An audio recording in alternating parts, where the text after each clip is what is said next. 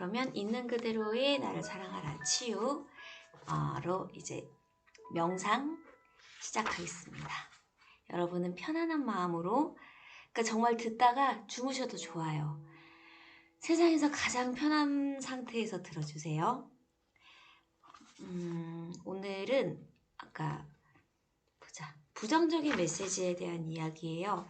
왜 우리는 부정적인 생각을 하게 될까? 이런 것들에 대한 내용입니다. 사라? 보람님이시구나. 보람람님, 람람님. 네. 프리미엄 쓰느라 남편 거였는데, 네, 반갑습니다. 네. 고맙습니다, 보람님. Today meditation is about we are all here to push the develop with experience before 입니다. 네. 우리가 지금부터 훈련을 하면 좋다라고 하면서 어떤 훈련이냐 하면은 큰 종이에 당신의 부모님이 당신에게 했던 부정적인 말을 모두 다 적어보라고 얘기를 합니다. 물론 다 여기 계신 많은 분들은 부모님께서 사랑으로 키우셨을 것 같은데 이제 옛날 분들의 좀 사랑이 약간 강압적인 면이 있죠. 저도 부모님이 저를 사랑하지 않아서 그런 말을 했다고 생각하진 않는데 부정적인 메시지는 꽤 많이 주셨던 것 같아요. 당신이 들었던 부정적인 메시지에는 어떤 것이 있는가? 시간을 갖고 기억나는 것을 모두 적어보라. 보통 30분 정도 걸린다. 부모님이 돈에 대해서는 뭐라고 했는가? 당신의 신체에 대해 부모님이 뭐라고 했는가? 부모님이 사랑과 대인관계에 대해서는 뭐라고 했는가? 당신의 창의력에 대해서는 뭐라고 했는가? 그들이 당신에게 했던 부정적인 말은 무엇이었는가? 가능하다면 당신이 적은 목록을 객관적으로 보면서 자신에게 다음과 같이 말하라. 부정적인 생각이 여기에서 왔구나. 충분한 친척들에게서 이런 말을 들었다. 선생님들에게서 이런 말을 들었다. 여기 책에 보면 이렇게 나와요. 이렇게 쭉 이렇게 써보라고. 친구들에게서 이런 말을 들었다. 교회에서 이런 말을 들었다. 충분한 시간을 갖고 적어보라. 적으면서 어떤 감정이 느껴지는지 살펴보라.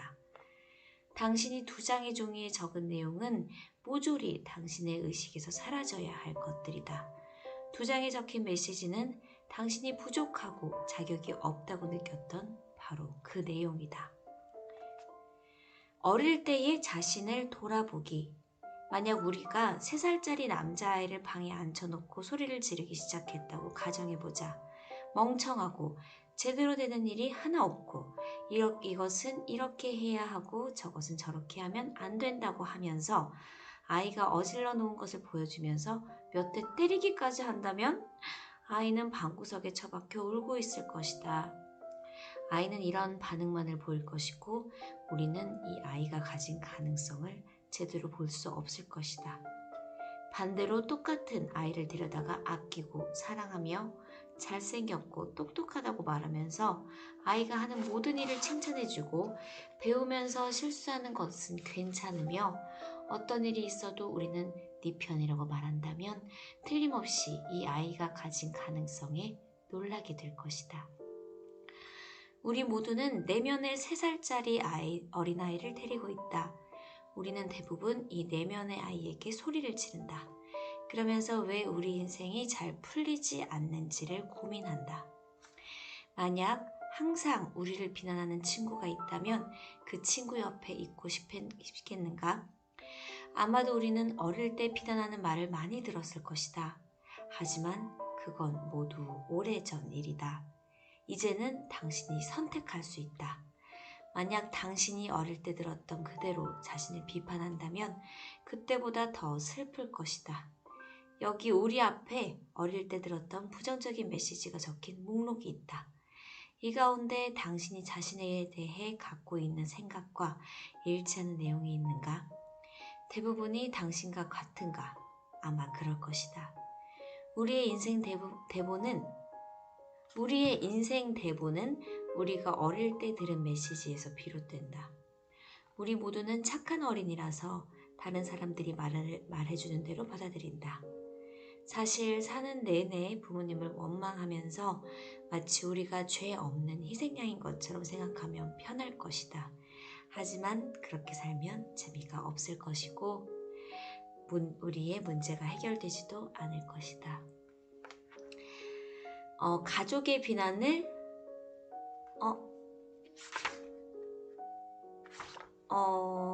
여기까지만 더 할까요? 가족에게 비난의 화살을 돌리기. 비난하기만 하면 문제에서 빠져나올 수 없다. 다른 사람을 비난하면 내가 가진 힘이 다른 사람에게 넘어간다. 상황을 이해해야만 문제에서 벗어나 자신의 미래를 통제할 수 있다. 과거는 바꿀 수 없다. 미래는 현재 우리의 생각에 의해 만들어진다. 미래는 현재 우리의 생각에 만들어진다. 우리는 부모님이 우리를 키우면서 자신의 지식과 이해력을 바탕으로 최선을 다했다는 사실을 인정해야 한다. 다른 사람을 비난할 때마다 우리는 자신에 대한 책임감을 던져버린다. 우리에게 잔인한 말과 행동을 한 사람들도 우리만큼이나 두렵고 무력감을 느꼈을 것이다. 그들은 배운 대로 했을 뿐이다. 당신은 부모님의 어린 시절, 특히 10살 이전에 대해서 얼마나 알고 있는가? 가능하다면 부모님께 직접 여쭤보라. 부모님의 어린 시절을 알면 왜 그들이 당신에게 그렇게 했는지 이해하기 쉬워진다. 이해하고 나면 부모님에 대한 연민이 생길 것이다. 만약 직접 물어볼 수 없다면 부모님의 어린 시절이 어떠했기에 그런 어른이 되었는지를 상상해보라. 부모님의 어린 시절을 알게 되면 당신이 자유로워질 것이다.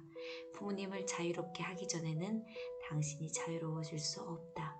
부모님을 용서하지 않고는 자신을 용서할 수 없다. 만약 당신이 부모님이 완벽하기를 바란다면 당신 자신에게도 완벽함을 요구할 것이다. 그렇다면 당신은 평생 비참한 기분이 들 것이다. 바르샤바 줌마님 오셨어요. 고맙습니다. 와, 아이 책 읽어주셨군요. 네. 따뜻한 이 바르샤바 줌마님. 네. 이제 긍정 확언할게요. 여러분 함께 꼭 읽어주세요. 입으로 되뇌어주세요. 입 밖으로 내야 이 기운이 더 확실하게 온다고 합니다. 내가 살아가는 끝없는 삶의 한가운데서 모든 것은 완벽하고 온전하며 완전하다. 신이 항상 나를 이끌어주고 보호한다. 나는 자신의 내면을 들여다보며 불안해하지 않는다. 나는 과거를 돌아보며 불안해하지 않는다. 인생을 바라보는 관점을 넓히면서도 불안해하지 않는다. 나는 내가 생각하는 것보다 훨씬 위대하다. 과거, 현재, 그리고 미래에도 이제 나는 내가 지닌 모든 문제를 넘어서기로 결심한다. 나는 가치 있고 위대한 존재임을 깨달았기 때문이다. 나는 자신을 사랑하는 법을 배울 준비가 되어 있다. 나의 세상에서는 모든 일이 순조롭다. 나의 세상에서는 모든 일이 순조롭다. 네. 어때요? 여러분의 세상엔 모든 일이 순조롭습니다. 이런 확언이나 지금 끌어당김의 법칙도 이걸 하고 있잖아요. 제가 어디서 또 들었는데 이게 무의식에서 그냥 나올 정도로 굉장히 아주 강하게 확신을 해야 된다고 해요. 우리가 왜 저는 운전을 안 하지만 무의식적으로 그냥 페달 밟고 악셀레이터 밟고 브레이크 밟고 하잖아요. 그걸 굳이 생각하면서 하진 않잖아요. 그리고 만약에 목표하는 것이 있다면 누가 그렇게 친구들과 얘기하다가도 우리가 운전하고 얘기하면서도 운전하고 그럴 수 있듯이 누가 갑자기 얘기하고 있어도 툭 건드리면 나의 목표가 툭 튀어나올 수 있을 정도로 막 될 수 있을까? 이런 생각이 아니라 정말 아주 강하게 그게 또 무의식에 완전히 박혀 있어야 된다고 해요. 조금이라도 될 수 있을까? 이렇게 하면 이런 게 방해가 된다고 해서 오지 않는다고 합니다. 또 그래서 사실 새로운 채널을 만들고 또 제가 주식 채널도 지금 또 분리를 하고 있어요. 제가 또 되면은 여러분들께 구독 요청을 좀 드릴게요. 노출이 안 되고 있어요. 그리고 기존 채널을 다 빼려고 그러거든요. 기존 채널에 있는 걸 다 옮겨오려고 하니까 네. 어쨌든 여러분들의 강한 확신이 필요합니다. 제가 이거 끌어당김의 법칙을 읽는 동안에도 여러분들이 계속 여러분들의 그 하고 싶은, 이루고 싶은 목표가 있을 거잖아요. 그러니까 학원 노트를 쓰시면서 들는 게 제일 좋을 것 같아요. 제가 생각은. 왜냐하면 듣고 있으면 또 딴 생각이 들 수 있기 때문에 손을 움직이면서 꼭 그렇게 해주세요. 네, What you think the most in your mind is drawn to you. 당신이 마음속으로 가장 많이 생각하는 것이 당신에게 끌려간다 입니다. 마음의 힘. 마이클 버나드의 얘기예요. 당신이 마음속으로 가장 많이 생각하는 것이 당신에게로 끌려간다. 스스로 의식하든 의식하지 못하든, 물론 그게 문제지만, 당신이 과거에 자신의 생각을 의식했든 그렇지 않았든 이제는 점점 많이 의식하고 있으리라. 이제 비밀을 알게 되면서 깊은 잠에서 깨어나 의식을 되찾고 있다. 비밀을 알고 법칙을 알며 생각에 담긴 힘을 의식하라. 마음의 힘과 의도의 힘이 우리 일상에 미치는 영향을 아주 주의 깊게 살펴보면 그것이 늘 우리 삶에 관여하고 있음을 알게 된다. 그저 눈을 떠서 보기만 하면 된다. 끌어당김의 법칙은 어디서나 볼 수 있다. 우리는 모든 것을 끌어당긴다. 사람들, 직업, 환경, 건강, 부, 빚, 기쁨, 자동차, 소속된 단체 등 당신은 이 모든 것을 자석처럼 끌어당겼다. 당신이 생각하는 것이 현실이 되어 나타난다. 마음에서 일어나는 생각들이 외부로 드러난 것이 바로 삶이다. 우주는 판단하고 가리지 않는다. 끌어당김의 법칙에서 벗어나는 존재는 없다. 삶은 우리의 주된 생각을 반영하는 거울이다. 지상에 살아 움직이는 만물은 끌어당김의 법칙을 따라간다. 사람이 다른 생명체와 다른 점은 분별력이 있다는 사실. 자유의지를 써서 자기 생각을 선택할 수 있다. 의도적으로 생각하고 그리하여 원하는 삶을 창조할 수 있다. 뭔가 희망하거나 상상하면 이루어진다는 막연한 희망이나 엉뚱한 공상에 관해 이야기하려는 게 아니다. 훨씬 더 깊고 본질적인 원칙에 관해 이야기하려 한다. 이 양자 물리학은 이 발견이 옳다는 점을 입증하기 시작했다. 양자 물리학에 따르면 정신이 없으면 우주는 존재할 수 없고 정신은 그것이 인식하는 대상을 실제로 만들어낸다. 우리가 우주에서 가장 강력한 송신탑이라는 비유를 떠올린다면 그것이 울프 박사, 조금 전에 말씀드린 게 프레드 앨런 울프 박사의 얘기예요. 정신은 그것을 인식하는 대상을 실제로 만들어낸다는 얘기를 했고요. 당신은 생각으로 자신의 삶을 만들 뿐만 아니라 우주 창조에도 관여하게 된다. 이제까지 자신이 보잘것없고 세상에서 별로 힘도 없다고 생각하고 있다면 다시 생각해보라. 당신의 정신은 당신 주변의 세상을 만들어내고 있다. 양자물리학자들이 지난 80년간 이룬 대단한 공로와 발견은 인간의 마음에 측량할 수 없는 창조력이 깃들어 있다는 사실을 우리 모두가 이해하는 데 도움을 주었다는 사실이다. 네, 오늘 여기까지 하겠습니다. 그리고 자, 오늘 읽어드릴 내용은 일의 미래입니다. 슬슬 좀 보니까 재택근무를 줄이는 기업이 있다가 요즘 다시 확산되는 추세여서 재택으로 다시 돌아가고 있어요. 어떻게 보면 우리가 백신 보급에 좀 실패를 한 거죠. 어려움을 겪고 있죠.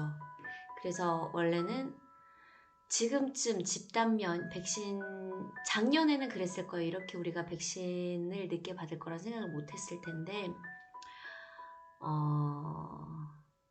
그쵸.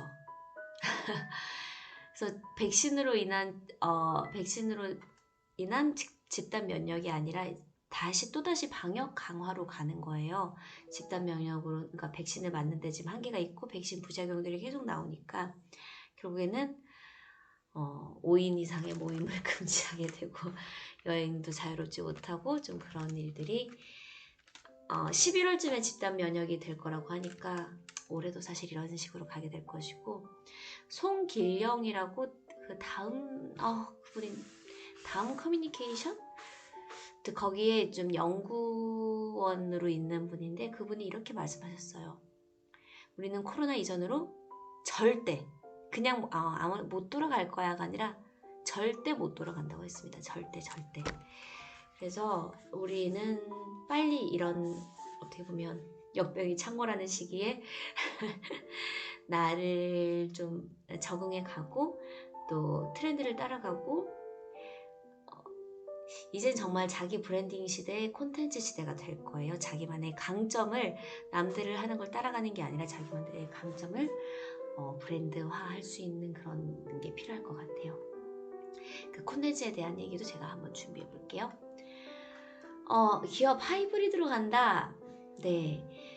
지금 보니까 이렇게 재택이나 출근으로 혼합으로 하는 그런 하이브리드 형태가 있고요. 아니면 사무실로 복귀하는 방향을 계획하고 있는데 미국은 지금 그래도 백신 접종이 원활하게 이루어지고 있어요. 한번 볼게요.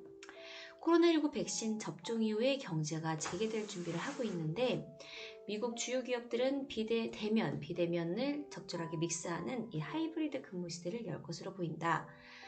아직 사회 및 경제 활동이 정상 수준으로 재개되기까지 상당한 시간이 걸릴 것으로 예상되지만 백신 접종 속도가 빨라지면서 기업들은 사무실 재개 가능성을 더 높이고 있는데요. 기업들은 향후 근무 방식에 대해 서로 조금씩 다른 접근 방식을 취하고 있습니다. 일부 기업은 직원들의 원격 근무를 전적으로 지지하지만 또 다른 기업들은 직원들이 사무실로 복귀하기를 희망하고 있어요. 여러분은 어때요? 복귀하고 싶어요? 아니면 재택이 좋아요? 네, 구글은 올해 가을부터 하이브리드 근무 방식으로 전환한다고 발표를 했습니다. 4월부터 사무실 복귀를 추진하고 있는 구글은 9월부터는 주 3일 사무실 근무와 재택근무를 병행하게 될 것으로 보이네요. 이게 미국에서는 이게 가능한 게 재택근무가 많은 것들을 해결해주고 있다고 합니다.